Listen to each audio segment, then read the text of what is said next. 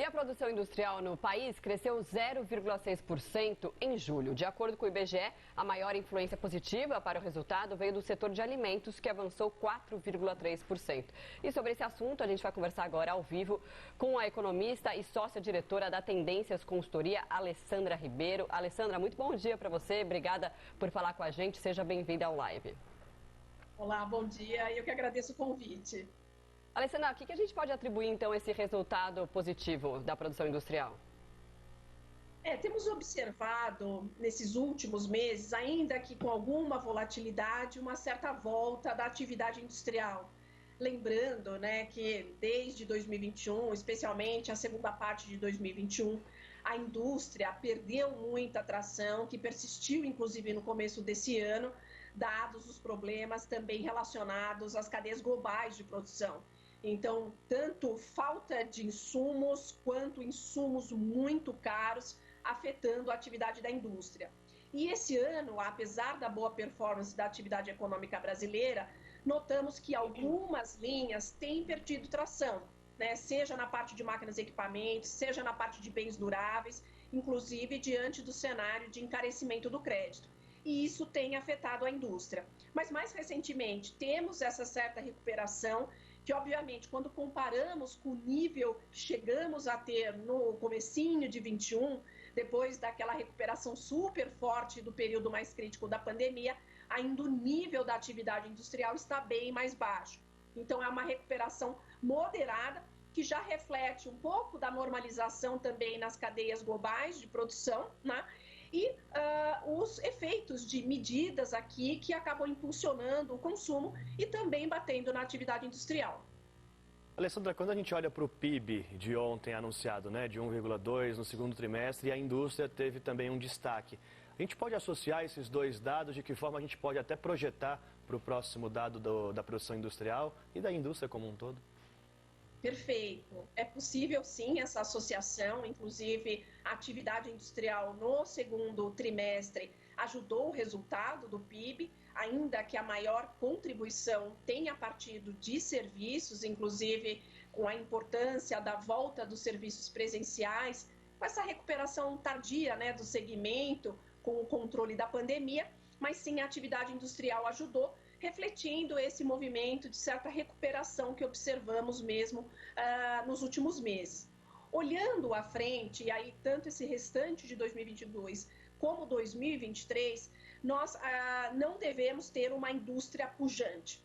E por que isso? Porque o consumo deve perder tração, os investimentos também devem seguir mais limitados, num contexto de desaceleração da atividade tanto econômica global, que nos afeta, mas muito aqui devido a elementos domésticos, alta dos juros para controlar a inflação, que afeta necessariamente a atividade econômica e impacta a produção industrial. Então, em linhas gerais, nós não vimos, não conseguimos projetar um horizonte aí de ganho de dinamismo da indústria, seja nesse restante de 22, como especialmente 2023. Teremos movimentos mais limitados dessa recuperação industrial. Alessandra, esse dado também mostra o efeito das medidas que foram adotadas aí pelo governo federal. Isso pode ajudar, de certa forma, a desaceleração aqui no Brasil ser menor do que comparada a outros países? Sim, perfeito, porque temos observado um efeito importante das medidas que vêm sendo adotadas desde o início do ano, especialmente desde março.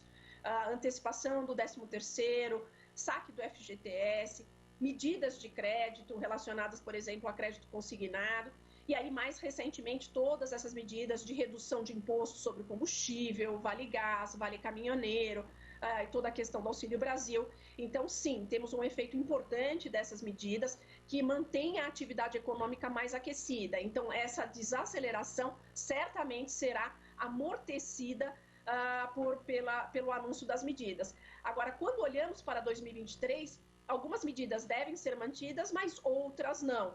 Então, esse suporte observado nesse ano, ele não vai existir em algum grau em 2023, Então, é por isso que a maioria das casas, dos economistas, projetam uma importante desaceleração da economia brasileira em 2023, nós projetamos um crescimento de 0,4% para a economia brasileira no próximo ano.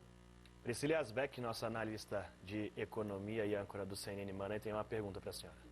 Alessandra, obrigada pela entrevista. Queria trazer aqui uma discussão sobre comportamento um pouco, né, de consumo, porque esses dados da indústria, eles mostraram que os segmentos mais afetados, ligados a consumo, como alimentos, combustíveis, eles tiveram um impulso maior, e segmentos que são mais ligados a máquinas e a veículos também, questões, né, segmentos ali que exigem um financiamento maior, então são afetados por juros, acabaram puxando para baixo o resultado, né? Das 16 atividades, 10 só ficaram positivas. A minha questão isso ainda deve ter mais reflexos daqui para frente, esse aumento dos juros, e além disso, também essa questão de uma desaceleração o aumento da taxa de juros ainda pode mostrar todo o seu efeito daqui para frente?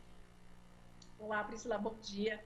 É isso mesmo que nós esperamos, um efeito maior desse aumento de juros sobre a atividade econômica nessa segunda parte do ano, né, que estamos, e mais em 2023.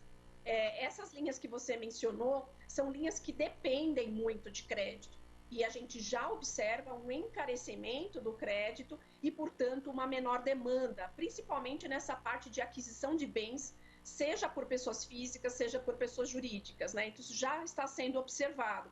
E com esse maior efeito da política monetária, isso vai ganhar tração, no sentido desse efeito, né, da política monetária aparecer ainda mais por esse canal do crédito, afetando a aquisição, especialmente de bens, pessoa física, pessoa jurídica. É isso que, inclusive, está por trás dessa estimativa de perda de tração da atividade econômica, uma vez que são linhas aí importantes, né, de um lado, ainda que as medidas do governo dando sustentação para outro tipo de consumo, acabe amortecendo um pouco dessa desaceleração. Aí nós conversamos com a economista e sócia-diretora da Tendências Consultoria, Alessandra Ribeiro. Muito obrigado pelo bate-papo aqui no Live e volte sempre. Eu que agradeço o convite. Bom dia a todos.